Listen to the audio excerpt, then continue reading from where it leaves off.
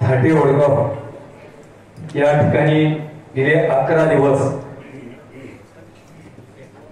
वंजारी समाजाच्या आरक्षणासाठी उपोषण चालू आहे आणि 11 दिवसामध्ये मला वाटतं 1-2 दिवस मी आलो नसेल नाही तर मी रोज या ठिकाणी असतो. या 3 तरुणांनी वंजारी समाजाच्या आरक्षणासाठी उपोषण चालू केलं आणि आपण आपले काम करीत बसणं. काम हे प्रत्येक जण असतात परंतु आपण आपले काम करीत बसणं हे योग्य नव्हतं. मी 3 दिवसापूर्वी रुबी हॉस्पिटलला गेलो, ट्रीटमेंट केली, परंतु हे 3 मावळे या ठिकाणी आम्हाला उपोषण करताय आणि मी कोणत्या हॉस्पिटलला ऍडमिट होणं हे माझ्या बुद्धीला पटलं नाही. त्यामुळे मी त्यांच्या प्रत्येक मिनिटाला सोबत होतो. उद्या महाराष्ट्रामध्ये चक्काजाम करण्याचं आवाहन केलं. काका 84 जागेवर महाराष्ट्रामध्ये चक्काजाम आंदोलन होतं. 84 जागेवर, 1-2 नाही, 84 जागेवर मी विनंती केली होती की आपण आजच्या जागेवर उद्या उपोषण सोडू का. ठीक आहे, आता हे प्रॉपरची मंडळी सगळी वरच्या लेवलवर मेसेज आला, मंत्र्यांकडून निरोप आला, परंतु हा निरोप आला असेल तर त्या वेळेत काहीतरी मार्ग निघला पाहिजे ही सुद्धा आमची अपेक्षा आहे.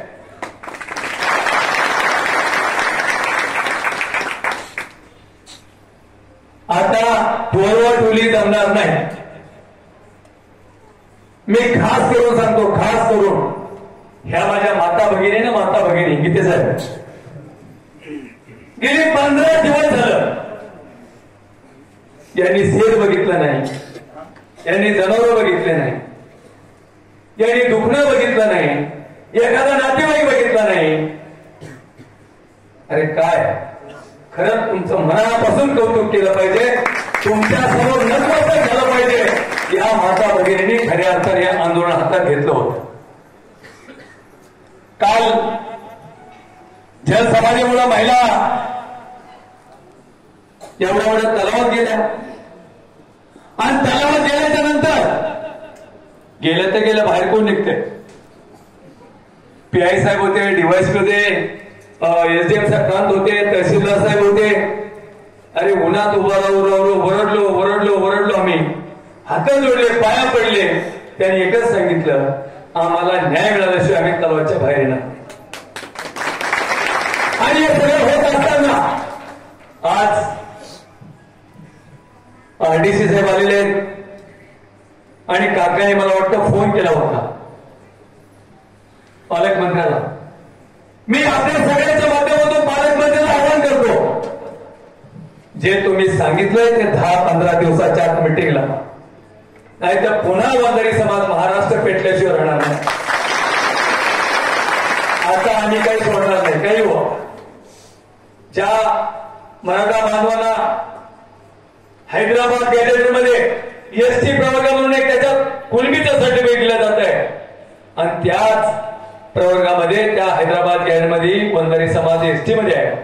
त्यामुळे ह्या महिला असतील, पुरुष असतील, ह्या भागातले सर्वजण, अरुण भाऊ असतील, राजू भाऊ असतील, गोकुळ भाऊ असतील, काका असतील, समजा हे सगळी मंडळी अगदी तनमन धनाने या आंदोलनात सहभागी झाली होती. आताच मी बीडला प्रेस घेतली, सगळ्या चॅनलवर बातमी चालू आहे की उद्या महाराष्ट्रभर चक्काजाम आंदोलन.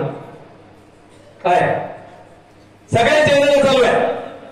बारगे साहेब बरोबर ना, बघे सर, मला अनेक महाराष्ट्रातल्या लोकांचे फोन आले, भाऊ रस्ता रोको उद्या करायचं आहे. काही लोकांचे मेसेज गेले, आंदोलन संपलंय, उपोषण संपलंय. ठीक आहे, हरकत नाही. शेवटी त्या जिल्ह्याचे पालकमंत्री आहेत, त्यांचं पण ऐकलं पाहिजे. परंतु ऐकल्यानंतर जे त्यांनी 15 दिवस दिली वेळ, त्या 15 दिवसामध्ये त्यांनी बैठक लावून दिली पाहिजे आणि आम्हाला काही ना काही त्यातलं मिळालं पाहिजे ही सुद्धा या सगळ्या माता भगिनीची माझी मागणी आहे.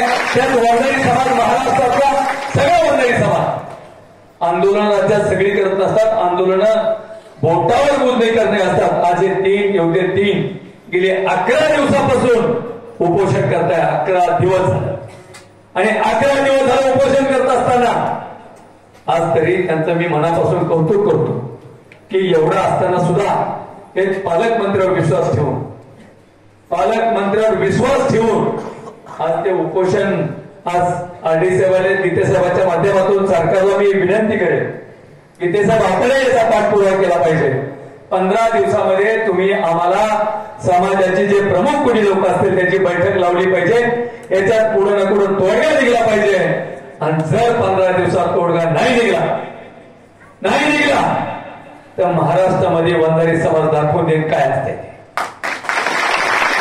राज्य सरकारला वंजारी समाजाने आता दाबीला बोललेला आहे, पण हे चुकीचं आहे. ज्यावेळी आमच्यावर येतं ना तर त्याला आम्ही समोर घेतो. नाद करा पण वंजाऱ्याचा नाही करायचा ही पद्धत आहे. एक वंजारी लाखाला भारी.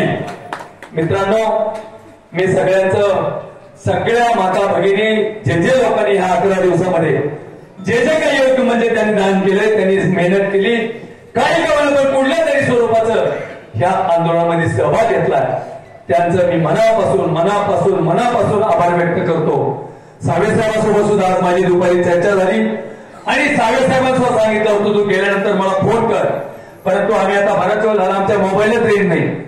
इथं मोबाईलला कुठल्याही रेंज नसल्यामुळं त्यांनी सांगितलं मी 10-15 दिवसात मुख्यमंत्र्यांची बैठक लावून देतो.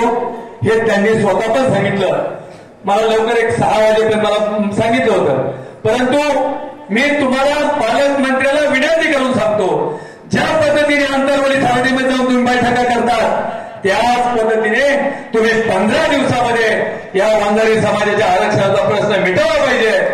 तुम्ही एकाचे पालकमंत्री नाही, एकाचे मंत्री नाही, तुम्ही या महाराष्ट्राचे मंत्री आहात आणि महाराष्ट्राच्या मंत्र्याला न्याय दिला पाहिजे एवढीच विनंती करतो आणि थांबतो. जय हिंद, जय महाराज, जय भगवान.